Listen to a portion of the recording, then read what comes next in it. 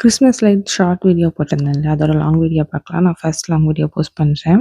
இது நாங்க இருக்க பிளேஸ்லேருந்து ஒரு 20 மினிட்ஸ் டிராவல் பண்ணி போகணும். போற வழியெல்லாம் பயங்கர இருட்டு. இது ஒரு வில்லேஜ்க்குள்ள இருக்கு. வருஷம் வருஷம் இந்த வீட்டுக்காரங்க இது மாரி லைட்ஸ் போடுவாங்க. 2023ல கனடா வரும்போதும் இந்த கிறிஸ்மஸ் லைட் பார்க்கறதுக்காக வந்திருந்தோம். லைட்ஸ் ஃபுல்லாவே ஒரு வீட்டுக்காரங்க மட்டும் அவங்க வீடு ஃபுல்லாவே டெக்கரேட் பண்ணி வச்சிருப்பாங்க. பார்க்க ரொம்ப அழகா இருக்கும். இது பார்க்கறதுக்கோ, வீடியோ எடுக்கிறதுக்கோ, ஃபோட்டோ எடுக்கிறதுக்கு எல்லாமே காசு கலெக்ட் பண்ண மாட்டாங்க. உடல் ஊனமுற்ற குழந்தைங்க, அப்புறமா கேன்சர் பேஷண்ட்ஸ் எல்லாம் இருப்பாங்கல்ல, அவங்களுக்காக டொனேஷன் மட்டும் கலெக்ட் பண்ணுவாங்க. Instagramல நான் போஸ்ட் பண்ற வீடியோ பார்த்துட்டு 2, 3 பேரு கனடால ஒவ்வொரு ஃபீல்டுக்கும் எவ்வளோ சம்பளம்ன்றத போஸ்ட் பண்ணுங்கக்கான்னு கேட்டிருந்தாங்க. ஆக்சுவலி நான் கனடா வந்து இப்போ தான் 3 மந்த்ஸ் ஆகுது. நான் இன்னும் வெளியில போய் கூட நிறைய விஷயம் எக்ஸ்ப்ளோர் பண்ணல. எனக்கு எவ்வளோ சம்பளம் வாங்குறாங்க அப்படின்றதெல்லாம் டீட்டெயிலா தெரியாது. இங்க ஒவ்வொரு ப்ரொஃபஷனுக்கும் ஒவ்வொரு மாரி பே பண்ணுவாங்க. ஸோ ஒவ்வொருத்தர்கிட்டயும் தனியா விசாரிச்சா தான் எவ்வளோ பே பண்றாங்க அப்படின்றது தெரியும். அதே மாரி உங்க ஹஸ்பண்ட் எப்படி கனடா போனாரு? நீங்க எப்படி கனடா போனீங்கன்னு நெறைய பேர் கேட்டிருந்தாங்க Instagramல. கனடா வரதுக்கு 2 வழி இருக்கு. ஒண்ணு இந்தியால ஒர்க் பண்ணிட்டு இருந்தோம்னா, அந்த கம்பெனியே ஸ்பான்சர் பண்ணி ஆன்-சைட் அனுப்பிச்சு விடுவாங்க. அவங்களே விசாலாம் ரெடி பண்ணிடுவாங்க நம்மளுக்கு. இன்னொன்னு நம்ம இந்தியாலேருந்து ஸ்டூடண்ட் விசா அப்ளை பண்ணணும். நமக்கு ஸ்டூடண்ட் விசா கிடைச்சதும் இங்க வந்து நம்ம ஏதாவது ஒரு கோர்ஸ் எடுத்து படிக்கணும். 6 மந்த்ஸ் கோர்ஸ், 1 வருஷம் கோர்ஸ், 2 வருஷம் கோர்ஸ்ன்னு இருக்கு. நம்ம என்ன யூஜி படிச்சோமோ அதுக்கேத்த மாரி பிஜி இங்க படிக்கணும். படிச்சு முடிச்சதுமே ஒர்க்கிங் விசா கிடைக்கும். ஒர்க்கிங் விசால நம்ம 2 இயர்ஸ் ஒர்க் பண்ணணும். ஒர்க்கிங் விசா வந்துட்டு 2 இயர்ஸ் குடுப்பாங்க. அதுக்குள்ள வந்து நம்ம பிஆர்க்கு அப்ளை பண்ணணும். அந்த பிஆர்க்கு அப்ளை பண்றதுக்கு வந்து சிஆர்எஸ் கால்குலேட்டர்ன்னு இருக்கு. அந்த கால்குலேட்டர பத்தி எனக்கு அவ்வளவா டீட்டெயிலா தெரியல. ஹஸ்பண்ட் நேத்து நைட் தான் சொல்லிட்டு இருந்தாரு.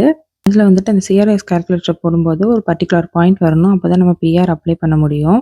நிறைய பேர் இங்க லட்ச லட்சமா காசு கட்டி படிச்சு ஒர்க் பண்ணி பிஆர்க்கு அப்ளை பண்ணுவாங்க. பிஆர் பாயிண்ட்ஸ் இல்லன்னு சொல்லிட்டு ஒர்க்கிங் விசா முடிஞ்சதுமே இங்கேருந்து கிளம்பிருவாங்க இந்தியாக்கு. என் ஹஸ்பண்ட் வந்து இந்த செகண்ட் டைப்ல தான் ஸ்டூடண்ட் விசாவா வந்து ஒர்க் பண்ணி, ஒர்க்கிங் விசா முடியறதுக்குள்ள பிஆர் அப்ளை பண்ணி, இப்ப பிஆர் ஹோல்டரா இருக்காரு. என்னோட காலேஜ் ஃப்ரெண்ட் ஒருத்தன் கடைசியா இந்தியால 85,000 சம்பளம் வாங்கிட்டு இருந்தான். அந்த வேலைய விட்டுட்டு கனடால தான் செட்டில் ஆவேன் இங்க படிக்க வந்து படிச்சுட்டு இப்போ ஒர்க்கிங் விசால இருக்கான். ஃபோன் பண்ணும்போதெல்லாம் புலம்புவான், தேவையில்லாம வேலைய விட்டுட்டு இங்க வந்து சிக்கிக்கிட்டேன் ஷோபி. ஃபாரின்ல செட்டில் ஆகணும்னு ஆசைப்பட்டது ரொம்ப தப்பா போச்சு அப்படின்னு சொல்லுவான். ஹஸ்பண்ட் 2017ல கனடா வந்தாரு. அப்ப இருந்த கனடாக்கும், இப்ப இருக்க கனடாக்கும் ரொம்ப வித்தியாசம்னு சொல்லுவாரு. அப்பல்லாம் இந்த அளவுக்கு விலைவாசி இல்ல, இவ்ளோ ஸ்ட்ரிக்ட்டா இல்ல. இப்பதான் ரொம்ப ரூல்ஸ் மாத்திட்டாங்க அப்படின்னு சொல்லுவாரு. அப்பயே நிறைய மக்கள் இமிகிரண்ட்ஸ் ஆயி கனடாக்கு வந்துட்டாங்க. இங்க எங்க திரும்பினாலும் இந்தியன்ஸ் இருப்பாங்க. இது நிஜமாவே ஃபாரின் கண்ட்ரி தானான்னு டவுட்டா இருக்கும். பிகாஸ் எங்க திரும்பினாலும் மலையாள ஸ்டோர் இருக்கும், நார்த் இந்தியன் ஸ்டோர் இருக்கும். இப்ப நம்ம இந்தியால இருக்கோம். நம்ம சொந்த ஊர விட்டுட்டு நார்த் சைட்ல போய் ஒர்க் பண்ணுவோம். பெங்களூர்ல போய் ஒர்க் பண்ணுவோம் இல்லையா? அந்த மாரி தான் இருக்கு இங்க எனக்கு. எங்க திரும்பினாலும் பஞ்சாபிஸ் இருப்பாங்க, நார்த் இந்தியன்ஸ் இருப்பாங்க. கிட்டத்தட்ட ஒரு வடநாடுல இருக்க மாரி தான் இருக்கும் எனக்கு. இங்க கூட பரவால்ல. டொரன்டோலாம் போனா சுத்தியும் தமிழ் மக்கள் இருப்பாங்க, பஞ்சாபிஸ் இருப்பாங்கன்னு சொல்லுவாங்க. இந்த மாரி இடத்துக்கெல்லாம் போம்போது தான் கொஞ்சமாவது ஃபாரினர்ஸ பார்க்க முடியும். நான் 2023 நவம்பர்ல கனடா வந்தேன். அப்ப வந்துட்டு எனக்கு இந்த கனடா செட் ஆகல. வின்டர் டைம்ல வந்ததுனால பயங்கர குளுரு. என்னால அது தாங்க முடியல. ஸோ நான் திரும்பி இந்தியாவுக்கு போயிட்டேன். அப்புறம் 1 வருஷம் கழிச்சு இப்ப கனடா செப்டம்பர்ல வந்திருக்கேன். இப்போ ஓரளவுக்கு எனக்கு எல்லாமே செட் ஆயிட்டுருக்கு.